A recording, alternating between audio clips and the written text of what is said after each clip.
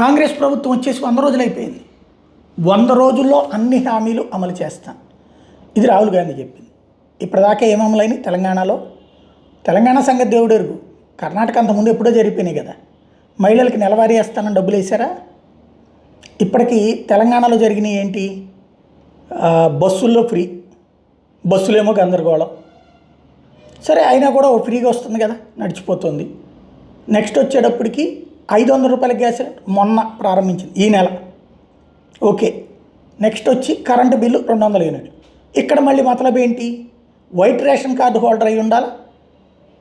అక్కడ ఇంటి యజమానికి రావట్లేదు, అందులో వైట్ రేషన్ కార్డు హోల్డర్లకి వస్తుంది. అది కూడా 200 యూనిట్ల లోపు అయితే మాత్రమే. 200 దాటగానే మళ్ళీ బిల్లు వేస్తున్నారు. దీంతో 30 నుంచి 40% మంది మాత్రమే ఆ ప్రయోజనం పొందగలుగుతున్నారు. ఇది రెండో కోణం. మూడోది వచ్చేటప్పటికి రైతు రుణమాఫీ, రైతు బంధు, అట్లాగే మహిళలకు వేస్తానన్నటువంటి డబ్బులు, ఇవన్నీ ఏమైపోయినాయి అంటే నిదానంగా జరుగుతాయి. ఎన్నికలు అయిపోయాక ఈ ఎన్నికల్లో కూడా ఓట్లేస్తే ఐఎన్డీఏ కూటమి వస్తే ఇస్తారా, లేకపోతే ఇప్పుడు ఇస్తారా, లేదా దబాయించి నడుపుతారా? ఇక్కడ తెలంగాణలో కాంగ్రెస్ అదృష్టం ఏంటంటే భారతీయ జనతా పార్టీలో ఎవడూ అగ్రెసివ్గా అటాకింగ్గా మాట్లాడేవాళ్ళు కరువైపోయారు.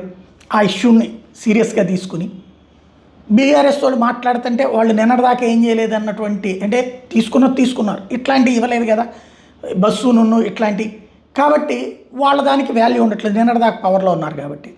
అది ఒక రకంగా కాంగ్రెస్కి ఫెచ్చింగ్ అవుతుంది. బట్ 100 రోజుల మాటలు నీటి మూటలైనవి.